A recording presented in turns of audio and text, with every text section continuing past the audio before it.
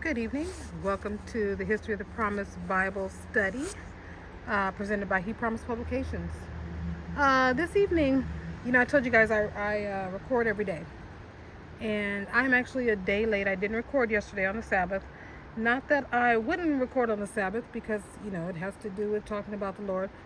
But I was having a moment. We're all human. And I was going through some things and I got a reprieve. So we're going to jump in. Today we're going to do Genesis chapter 12. And this is about Avram and his sister. Avram, before his name changed to Abraham, and his sister. So let's go ahead and get started with this. I keep sitting in weird places. You see my little tent down there. I still got that snake issue. It is going to have to pass pretty soon. I guess I'm just going to have to take a long stick with me and if I see a snake, gently encourage him to go backwards to someplace else because I just can't. All right, y'all. Let's do this. Genesis chapter 12, Avram and his sister. Now Adonai said to Avram, "Leave your country and your relatives and your father's house and go to the land that I will show you. I will make of you," and here's a promise, "I will make of you a great nation. I will bless you and make your name great. You will be a blessing." So that's pretty huge. That's a heck of a promise right there. "I will bless those who bless you, and I will curse him who treats you with contempt." I want you guys to write this down just in case it's not in the workbook section. Write it down real quick. I want you to look up the word contempt and look up synonyms for it as well. I really want you to get a heavy understanding of the word contempt. It just hit me right now. Okay. So I bless you. I will curse those who treat you with contempt. All the families of the earth will be blessed through you. Okay. So Abram went as Adonai had told him. Lot went with him. Lot was his nephew. Abram was 75 years old when he departed from Haran. Now, their 75 and our 75 is two different things. I want you to remember that, okay? They're a lot healthier than we are. Abram took Sarai, his wife, Lot, his nephew, all their possessions that they had gathered, and the people whom they had acquired in Haran, and they went to go into the land of Canaan. They entered into the land of Canaan. Abram passed through the land to the place of Shechem. I'm sorry, I'm trying to get a hold of this book. To the oak of Moreh. At this time, Canaanites were in the land. Now, let's just remember Canaan. Go back in the story if you've been following us and remember Canaan. And I'm not going to say nothing else. Adonai appeared to Abram and said, "I will give this land to your children." He built an altar there to Adonai, who had appeared to him. He left from there to go to the mountain on the east of Bethel and pitched his tent, having Bethel on the west and Ai on the east. That's kind of freaky nowadays, huh? Sorry, that just caught me off guard. And I don't re-record, so... There he built an altar to Adonai and called on Adonai's name. So Adonai the Lord called on the Lord's name. Abram traveled, still going on toward the south. There was a severe lack of food in the land. Abram went down into Egypt to live as a foreigner there, for the severe lack of food was severe in the land. When he had come near to enter Egypt, he said to Sarai his wife, "See now, I know that you are a beautiful woman to look at. It will happen when the Egyptians see you that they will say, 'This is his wife.' They will kill me, but they will let you live and keep you. Please say that you are my sister, that it may be well with me for your sake, and that my soul may live because of you." Real quick, because it's going to come up again. Sarai wasn't that much younger than Abraham. So I don't have the number right in my head, but she was in her 60s. And we're talking about this woman looking good. We're talking about this woman looking good. Now, granted, there are a few women in this world nowadays in their 60s who look good. but I want you to get it in your head. 60 back then is not today's 60. 75 back then is not today's 75, okay? And that'll help you with the story, okay? When Abram had come into Egypt, the Egyptians saw that the woman Sarai was very beautiful. Pharaoh's officials saw her and praised her to Pharaoh, and the woman was taken into Pharaoh's house. He dealt well with Abram for her sake. He had sheep, cattle, male donkeys, male servants, female donkeys, and camels. Adonai afflicted Pharaoh and his house with great plagues. Write this down. Look at the word afflicted, okay? Because of Sarai.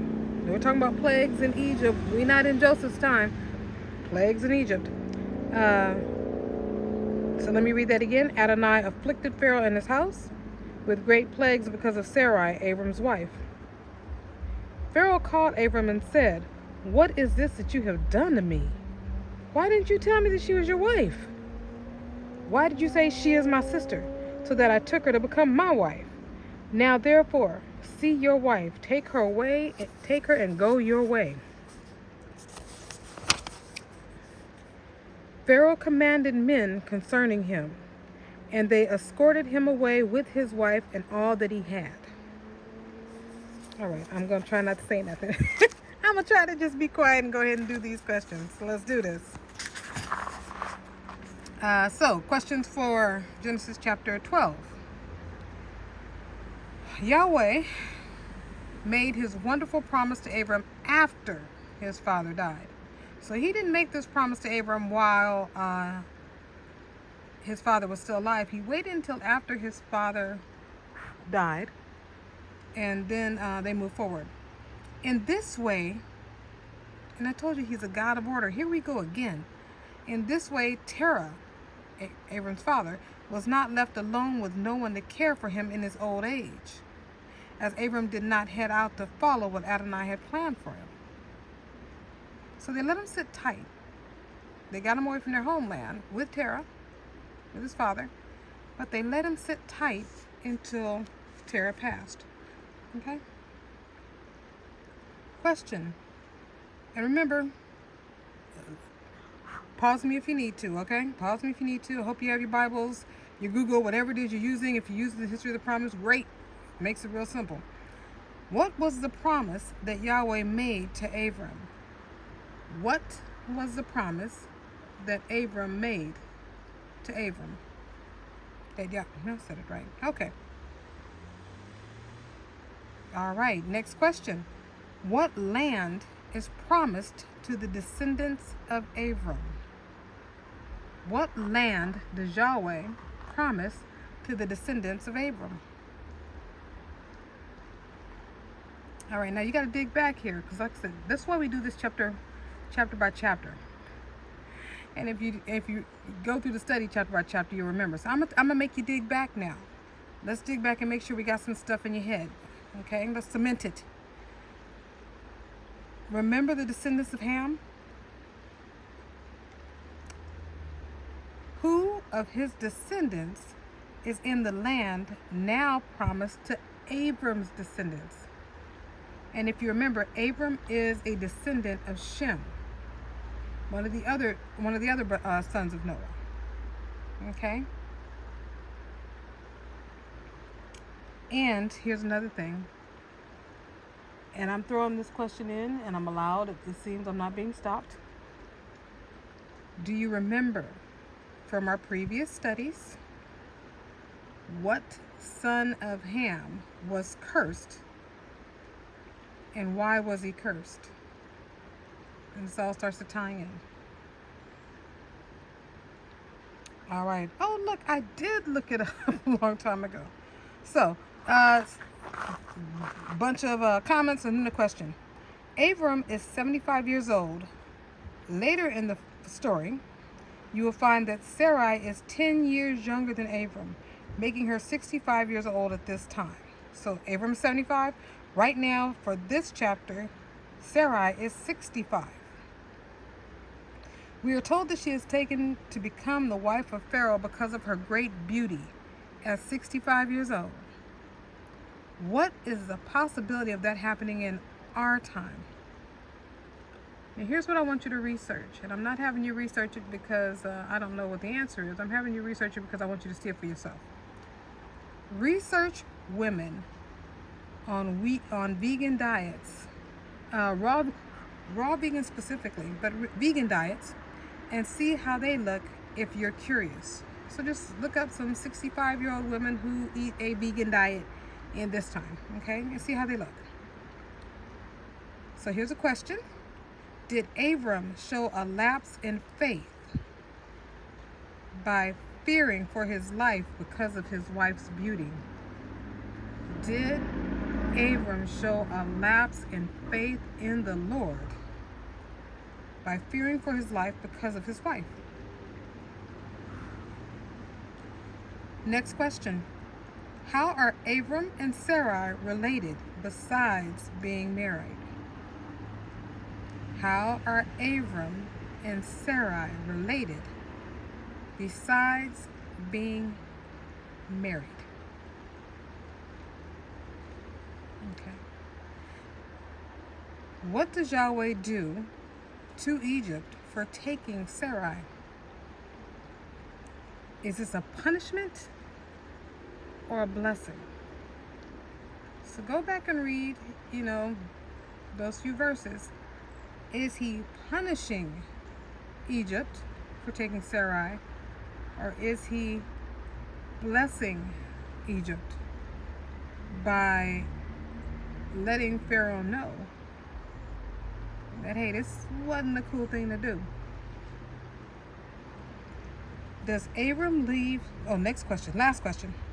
Does Abram leave Egypt on good terms? Does Abram leave Egypt on good terms?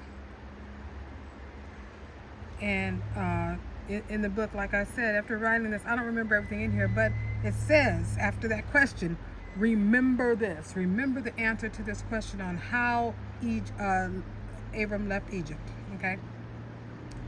All right. Well, hey, we did pretty good on this. Not a lot of side talking because I need to catch up. So in a minute, I'm going to jump into chapter 13, but it's not going to be attached here. Again, prayerfully, I'm always thinking of whoever is listening to this and hoping that you catch something that you need. Something that answers a question. Something that'll start to clear it up for you like it did us, okay? So you guys go ahead and have a good evening or morning or afternoon, depends on when you're listening to this. And we'll see you with the next episode. Have a good one. Bye.